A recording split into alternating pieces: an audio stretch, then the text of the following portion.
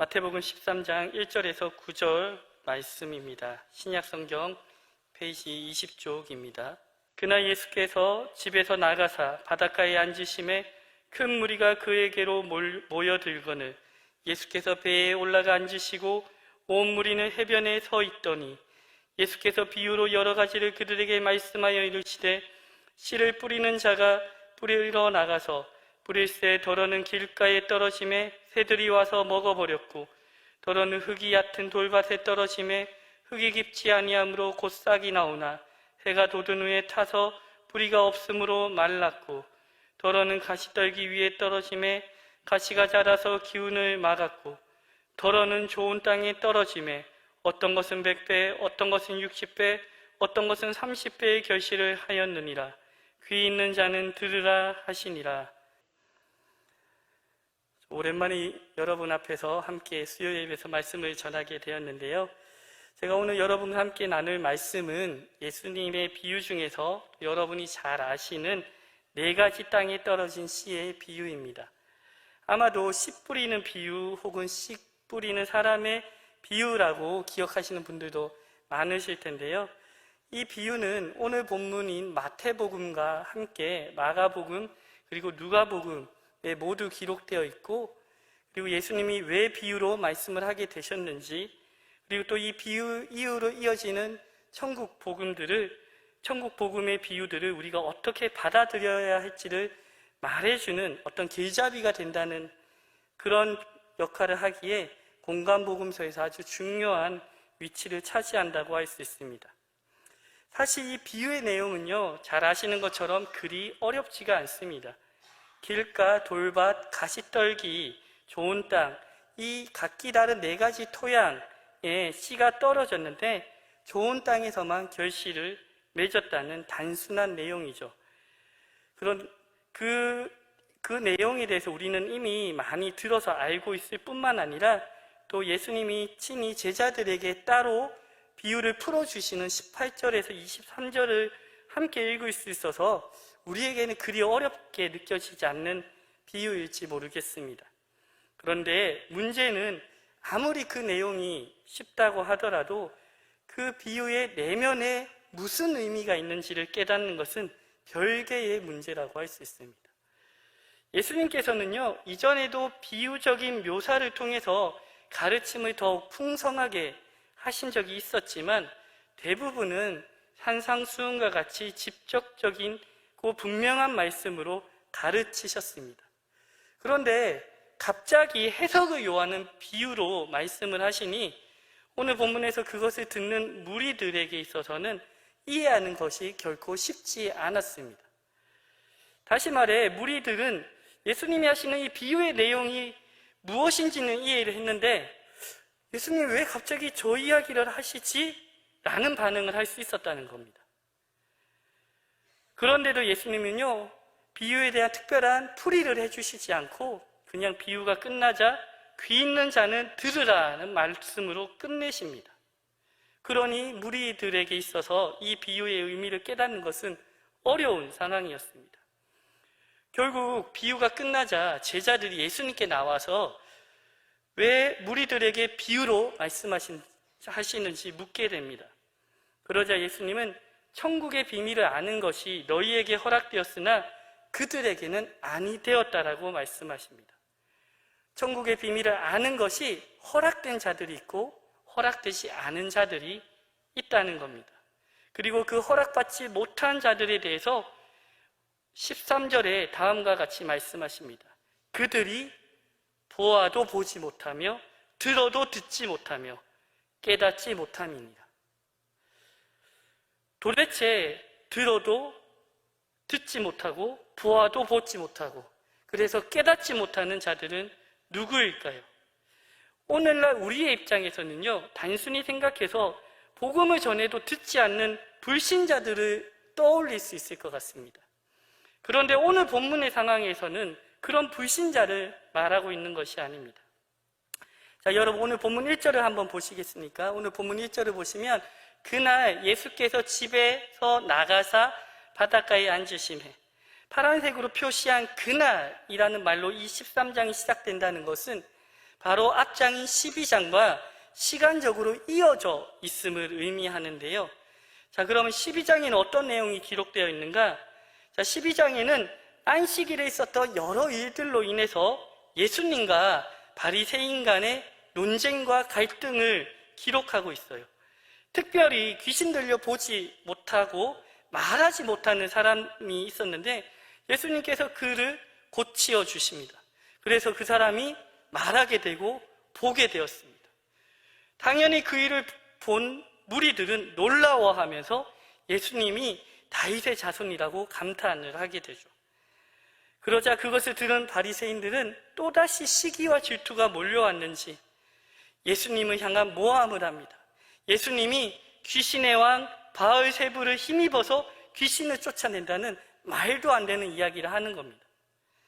여러분, 아무리 예수님을 거절하고 대적한다고 해도 바리새인들이 그 말은 하지 말았어야 했어요. 그건 절대로 해서는 안 되는 신성 모독이었습니다. 그래서 예수님이 말씀하십니다. 내가 하나님의 성령을 힘입어 귀신을 쫓아내는 것이라면 하나님의 나라가 이미 너희에게 임한 것이다. 그리고 31절과 32절에서는 다른 어떤 말로 지은 죄도 용서받을 수 있지만 성령을 모욕하고 성령을 거역하는 죄는 이 세상에서도 그리고 오늘 세상에서도 사하심을 얻지 못한다라고 말씀하십니다.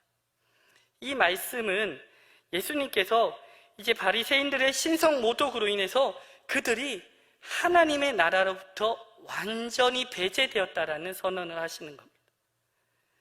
사실 바리새인들은요, 오래전부터 예수님의 기적과 가르침을 통해서 예수님이 약속된 메시아라는 것을 수많은 증거를 두 눈으로 직접 목격했던 사람들이었어요. 하지만 그들은요, 어떤 것을 보아도 어떤 것을 들어도 관심이 되지 않았습니다. 그들의 관심은 오로지 예수님을 깎아내리고 어떻게 해서라도 사람들이 예수를 따르지 못하게 하는 것에 있었습니다. 그래서 자신들이 쌓아온 종교적 기득권을 계속 유지하며 살고 싶었습니다. 예수님도 그러한 바리새인들의 속내를 누구보다 잘 알고 계셨습니다. 하지만 12장에 기록된 일들로 통해서 더 이상 돌이킬 수 없는 그들의 실상이 여과 없이 드러나자 그날로 예수님은 지금까지 해오신 가르침의 방식을 완전히 바꾸어 비유로 말씀하기 시작한 것입니다.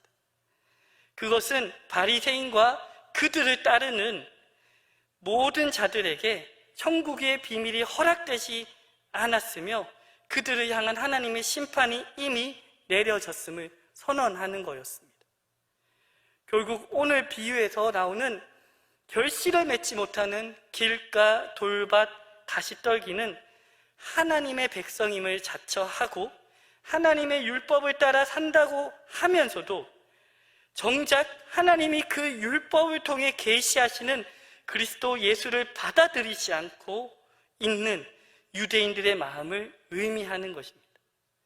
그리고 더 나아가서는요, 초대교회로부터 오늘날까지 교회의 일원이 되어서 예수를 믿고 그리스도임을 자처하지만 실상 말씀을 듣고도 깨닫지 못하며 하나님 나라에 대한 어떠한 소망 없이 그저 세상의 현실에 안주하며 아무런 결실을 맺지 않고 살아가는 성도들의 마음을 의미하는 것입니다. 우리는 그 사실을 이 비유 속에서 다시 확인할 수 있는데요.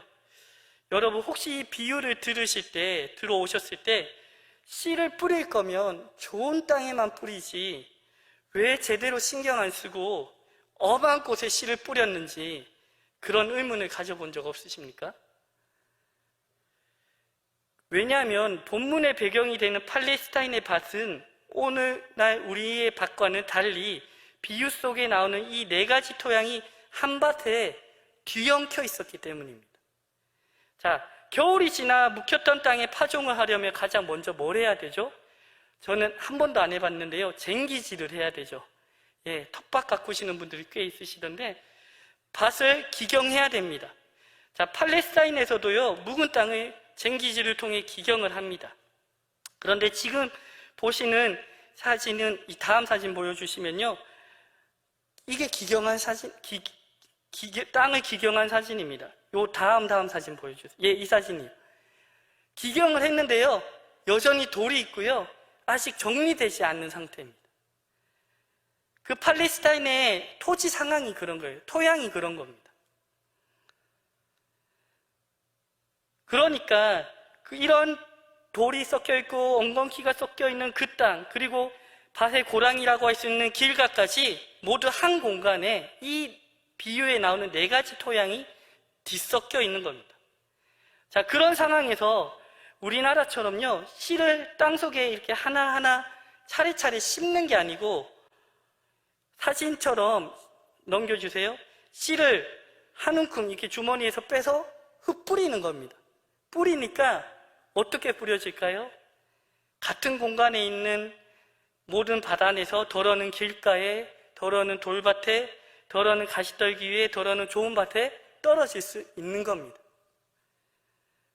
자, 한 공간 안에 길가도 있고요, 흙이 얇은 돌밭도 있고, 가시떨기도 있고, 덜어는 좋은 밭도 있다는 겁니다. 자, 그럼 이렇게 한 공간 안에 뒤섞여 있는 이 4가지 땅들은 지금 우리에게 무엇을 의미할까요? 매주 같은 예배당에 와서 함께 신앙 고백을 하고, 또 함께 봉사하고, 하나님이 이 단에 세우신 담임 목사님을 통해 선포되는 말씀을 함께 듣는 교회 안에도요, 이 4가지 땅과 같은 마음을 가진 성도들이 함께 뒤엉켜 있는 겁니다. 마찬가지로요, 어떤 사람의 마음은 늘 길가 같기만 하고, 어떤 사람의 마음은 늘 돌밭 같기만 하고, 어떤 사람의 마음은 늘 가시떨기가 있는, 그렇지 않고 한 사람의 마음도 이 4가지 땅의 모습이 모두 있을 수 있다는 겁니다.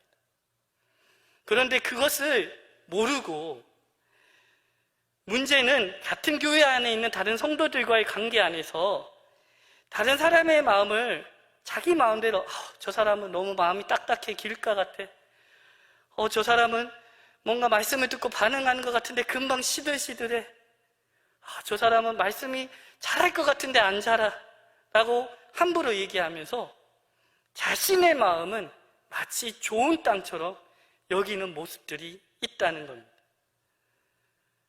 그러면서 교회 안에서 내가 판단하는 일, 내가 주장하는 일은 다 일리가 있고, 나와 생각이 다른 사람들은 틀렸다라고 이야기합니다. 그런데 그렇게 생각하는 사람이야말로 자신의 종교적 아집에 사로잡혀서 예수님을 거부하고 예수님을 통해 시작된 하나님 나라를 보지도 듣지도 못하는 바리새인과 같다는 겁니다. 그러니 여러 가지 교회를 섬기는 일들 속에서 회의를 하거나 여러 가지 의견이 달라질 때 분을 참지 못하고 막 화를 내기도 하고, 쉽게 상대를 정죄하기도 하고 판단하기도 하는 겁니다. 근데 그러한 모습은요, 여러분, 뭘 의미하냐면 나 좋은 땅 아니에요 라고 사람들에게 말하는 겁니다. 내 마음이 지금 좋은 땅이 아니라고 스스로가 증명하고 있는 거예요. 그런데 아이러니하게도 정말 교회를 열정적으로 섬긴다는 사람들 중에서 이런 모습을 볼 때가 있다는 겁니다. 전체가 그런 게 아니고요, 그런 모습을 볼 때가 있다는 겁니다. 그리고 여러분, 어떻게 해야 될까요? 좋은 땅이 되려고 노력해야 될까요? 제가 지금까지 들었던 많은 이 비유에 대한 설교들은 여러분, 좋은 밭이 되어서, 좋은 땅이 되어서 말씀의 열매를 맺으라고 그런 결론을 들었던 것 같습니다. 그런데 여러분, 우리가 열심히 노력하면 좋은 땅이 될 수 있습니까? 안타깝게도 우리의 힘으로는 절대로 좋은 땅이 될 수 없는 것 같습니다. 그런데 우리가 미약하지만 할 수 있는 게 있습니다. 그건 내 마음이 언제라도 길가 같고 언제라도 돌밭 같을 수 있다는 것을 인정하는 겁니다.